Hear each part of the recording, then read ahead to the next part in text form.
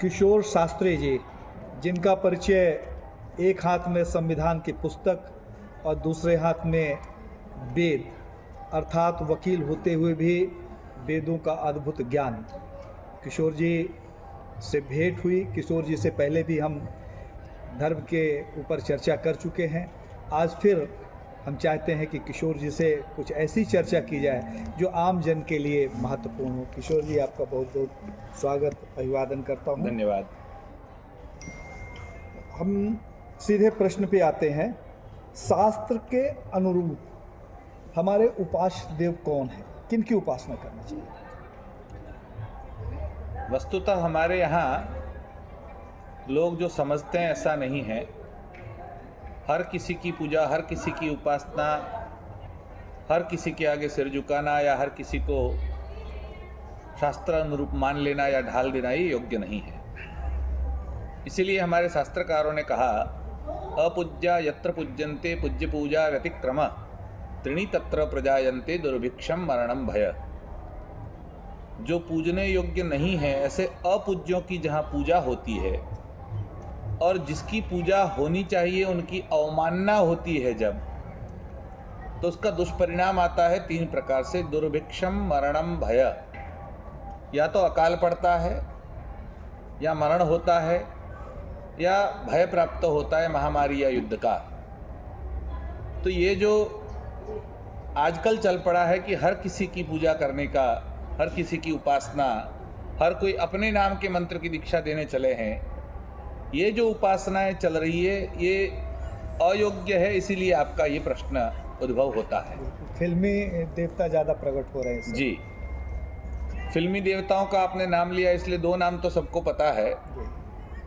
संतोषी माँ फिल्म आई और उसके कारण संतोषी माँ उसका प्रचलन बढ़ गया। हमारे यहाँ संतोषी माँ नाम की कोई देवी हमारे शास्त्रों में नहीं है। वस्तुतः संतोषी शब्द ही पुल्लिंग है, स्त्रीलिंगी शब्द ही नहीं है। तो संतोषी शब्द जब पुल्लिंग है तो संतोषी माँ तो शब्द बन ही नहीं सकता। देवी हो ही नहीं सकती। लेकिन फिल्म आई और फिल्म में एक कथा दिखाई गई और कुछ नियम दिए गए कि भाई उस दिन खट्टा नहीं खाना है, चने का प्रसाद लगा देना है, और चल पड़ा लोगों में। उसी प्रकार साईं बाबा वस्तुतः मुसलमान है, चांद मियाँ है। ब्रह्मलीन जगतगुरु शंकराचार्य स्वामी स्वरूपानंद सरस्वती जी महाराज ने बदरुद्दीन, हाँ, इसके ऊपर बहुत विस्तार से उन्होंने कई चर्चाएं भी की, कोर्ट में केस भी गए, ये सब हुआ। लेकिन जो एक बड़ा वर्ग है हमारा, वो अपूज्यों की पूजा कर रहा है, उसमें साईं बाबा भी है, जिसने न कभी हिंदू धर्म में अपना कोई योगदान दिया है, न सनातनियों के साथ खड़े रहे हैं, न कभी वो मंदिर में दर्शन करते देखे गए, न कभी गंगा यमुना आदि नदियों में स्नान करते देखे गए, न कभी रामायण महाभारत भागवत उपनिषद किसी का अनुशीलन परिशीलन करते दिखे गए, न उन्होंने कभी पास में नासिक होते हुए कुंभ में गए हो या मेले में गए हो या वहाँ पर वहाँ महर्षि गौतम की पूजा करने के लिए गए हो या वहाँ पर त्र्यंबकेश्वर गए हो, ऐसा भी उनके जीवन में नहीं देखा गया। ऊपर से साईं सच्चरित्र नाम की एक पुस्तक उन्हीं के यहाँ से प्रकाशित हुई और उसमें ये बात आई कि वो एकादशी के दिन मांस का प्रसाद चावल में मिलाकर ब्राह्मणों को खिलाया करते थे, सदैव अल्लाह का नाम लेते थे। तो ऐसे लोगों की पूजा हमारे यहाँ शुरू हो गई। इसीलिए यह प्रश्न स्वाभाविक उठता है कि शास्त्रोक्त देवता कौन है। हमारे यहाँ वेद है, पुराण है, स्मृतियाँ है, फिर रामायण महाभारत जैसे इतिहास ग्रंथ है। इनमें जिनको मान्यता मिली है ऐसे ही देवताओं की पूजा होनी चाहिए या उपासना करनी चाहिए। जैसे हमारे यहाँ भगवान के अवतार हैं, तो भगवान विष्णु के 24 अवतार तो प्रसिद्ध है तो असंख्य अवतार भागवत जी में वर्णन है, लेकिन 24 अवतार प्रसिद्ध है तो उनकी आप पूजा उपासना कर सकते हैं। भगवान शिव के 12 ज्योतिर्लिंग मिलाकर टोटल 97 अवतार हैं। शिव पुराण में उनका वर्णन है, आप उसकी पूजा कर सकते हैं, उनकी पूजा सबकी कर सकते हैं, वो विहित है। भगवती की 64 करोड़ तो योगिनियाँ हैं और इसके अलावा 9 तो भगवती के मुख्य स्वरूप है जो नवरात्रि में आप पूजा करते हैं, शैलपुत्री आदि। प्रतिदिन हाँ, प्रतिदिन। प्रतिदिन का शुरू। वैसे 3 भगवती के जो दिव्य भव्य स्वरूप है, महालक्ष्मी, महाकाली, महासरस्वती, उसकी पूजा आप कर सकते हैं। ब्रह्मा विष्णु में उसकी पूजा उपासना आप करें। गणेश के जो अवतार हैं उनकी पूजा उपासना करें। सूर्यनारायण के जो है तो सौर पूरा संप्रदाय है हमारे यहाँ। तो ये सब हमारे वैदिक पौराणिक ग्रंथों में जिनका नाम आया है, प्रत्यक्ष या परोक्ष रूप से उसकी उपासना भी दर्शाई गई है।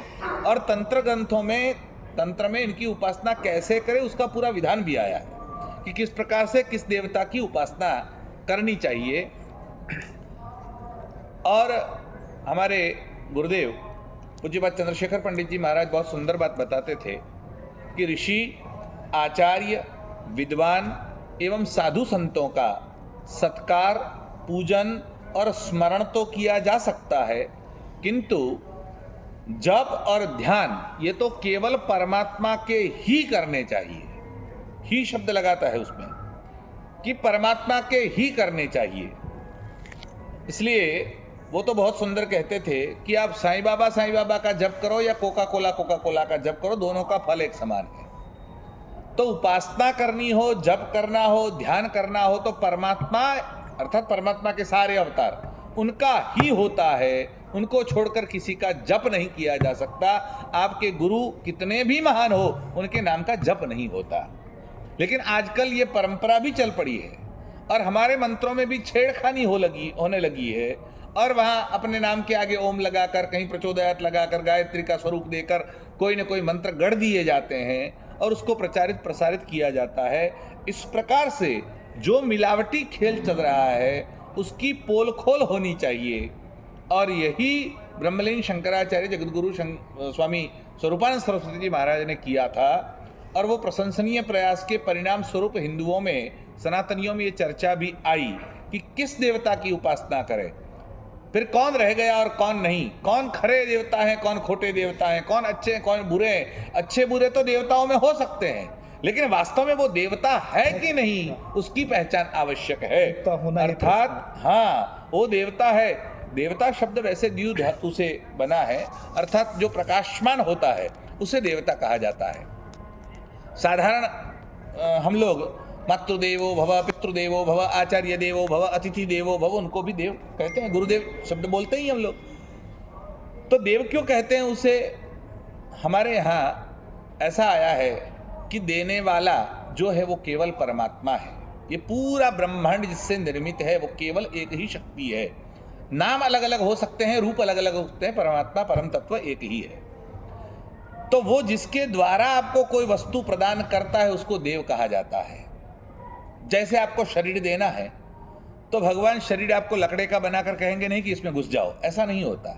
वो माँ और बाप के द्वारा देते हैं। इसलिए वाया मीडिया कौन बना, माध्यम कौन बना इस शरीर प्राप्त करने के लिए? माता और पिता बने। इसलिए मातृदेवो भव, पितृदेवो भव। ज्ञान देना है भगवान तो किसके द्वारा? आचार्य के द्वारा, गुरु के द्वारा देता है। इसलिए आचार्य देवो भव, गुरुदेवो भव। अथवा आप जो वायु लेते हैं, ऑक्सीजन लेते हैं, ऑक्सीजन से ही जीवन चलता है। अब आपको परमात्मा ऑक्सीजन के सिलेंडर प्रोवाइड नहीं करते कि ये सिलेंडर ले जाओ और आप घर में जाकर नाक में नली डाल दो और कोरोना की तरह लेते रहो। तो क्या करते हैं भगवान? वायु देवता के द्वारा ऑक्सीजन भेजते हैं, इसलिए वायु देव है। भगवान आपको ऊर्जा देना चाहते हैं तो सूर्यनारायण के द्वारा, अग्नि के द्वारा देते हैं, इसलिए सूर्य अग्नि देव है। तो भगवान वाया मीडिया जिसको पसंद करते हैं कि इसके द्वारा आपको चीज पहुंचाई जाए। वेदों में उमा हेमवती की कथा है। देव और दानवों का संघर्ष हुआ, देवता विजयी हुए, दानव पराजित हुए। देवताओं की सभा मिली, सभा में ये चर्चा हुई और किसी ने कहा मैंने इतने को मारा, किसी ने कहा मैंने इतनों को भगाया, इतने दानवों का संहार कर दिया। ये सब चल रहा था, अपनी अपनी बड़ाई सब आंक रहे थे। अब परम तत्व जो है उसने सोचा या उसने विचार किया कि ये मेरी शक्ति से जीतते हैं, मेरी शक्ति से लड़ते हैं और खुद को श्रेय देते हैं, तो इससे तो अभिमान बढ़ेगा। तो उस परम तत्व ने एक स्वरूप धारण किया और थोड़े दूर जाकर वो खड़े रहे जिसमें से प्रकाश पुंज आ रहा था। तो सूर्य की भांति वो प्रकाश आ रहा था। तो सबका ध्यान वहां गया कि ये प्रकाश कहां से आ रहा है। अब इंद्र भी बैठे थे, सारे देवता भी थे। अब इंद्र सिंहासन पर बैठे, उन्होंने एक देवता को खड़ा किया और कहा जाओ देखो वहां कौन है। तो एक किसी को, अग्नि देवता को, वायु देवता को, किसी को भेजा, जाओ।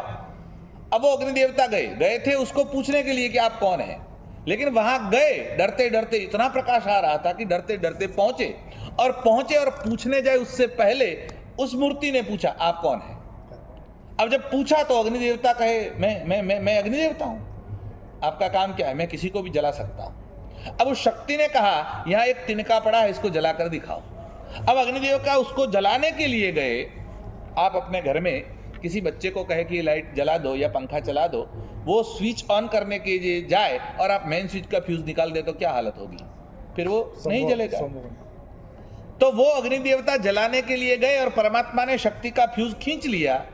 हुआ क्या? बहुत प्रयास किया, तिनका जला नहीं। वो वापस आए, बैठ गए, दूसरे देवता को भेजा आप जाओ। वायु देवता गए, बोले आप कौन हैं? हालत वही हुई, मैं वायु। आप क्या करते हैं? मैं किसी का भी वहन कर सकता हूँ, उड़ा सकता हूँ, इस तिनके को उड़ाइए। भगवान ने फ्यूज खींच लिया, बहुत प्रयास किया, वो तिनका हिला नहीं। वो भी शर्मिंदा होकर वापस आकर बैठ गए। एक के बाद एक सब गए आए। तब इंद्र ने सोचा ये क्या है, सब आ रहे हैं, कोई जवाब नहीं दे रहा है। तब पूरी सभा खड़ी हुई और सामने गई। उस देवी ने 8 भुजा वाली देवी का स्वरूप धारण किया और कहा देवताओं, तुम जिस शक्ति से आधार पर लड़ते हो वो मैं हूं। अर्थात देने वाला जो परमात्मा है वो जिसके द्वारा देता है उसका नाम देव है। आप दुकान में जाएं और नौकर से पूछे कि मुझे एक बोरी शक्कर चाहिए, थोड़ा गुड़ चाहिए, थोड़ा चावल चाहिए, थोड़ा गेहूं चाहिए, इतना किराना चाहिए। वो कहता है कि पैसा लाओ। आप कहेंगे पैसा तो 1 तारीख को तनख्वाह होगी तब दे दूंगा।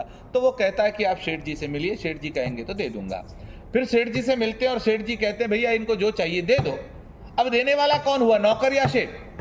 तो हाथों हाथ तो आपको देने वाला नौकर है, लेकिन वस्तुतः कौन देता है? सेठ देता है। वो जो मालिक है वो ईश्वर अर्थात परमात्मा भगवान है, और जिस हाथों हाथ जो दे रहा है वो देव है। यही फर्क है, देने वाला परमात्मा होते हुए भी जिसके माध्यम से देता है वो देव है। ऐसे हमारे यहाँ कई देवता है, इसीलिए किस देवता की पूजा करें? देवताओं की पूजा तो की जा सकती है, आप देवताओं की पूजा करें उसमें कोई आपत्ति नहीं है। कुछ देवताओं की पूजा सीधी होती है और कोई देवताओं की पूजा अंग मानकर की जाती है। जैसे नवग्रह की आपको स्थापना, पूजा, मंदिर प्रतिष्ठा करनी हो तो हमारे यहाँ विधि नहीं है, लेकिन किसी देवता की आप पूजा कर रहे हैं तो उसके अंग मानकर उनकी पूजा साथ में की जा सकती है। आजकल शनि देवता के भी मंदिर बड़े हैं। अब शनि की भी स्वतंत्र प्रतिष्ठा नहीं हो सकती। आप हनुमान जी की उपासना करते हैं, हनुमान जी की प्रतिमा स्थापित करते हैं तो साथ में शनि की प्रतिष्ठा कर सकते हैं, लेकिन अकेले शनिदेव की प्रतिष्ठा भी आप नहीं कर सकते। यानी ग्रहों की भी, यहाँ हमारे यहाँ देव होते हुए भी उनकी भी मर्यादा, लिमिटेशन तय है, स्वतंत्रता नहीं है। इसलिए जान लेना चाहिए कि कौन उपास्य है और कौन उपास्य नहीं है। हमारे शास्त्रों ने इस बात को स्पष्ट किया हुआ है।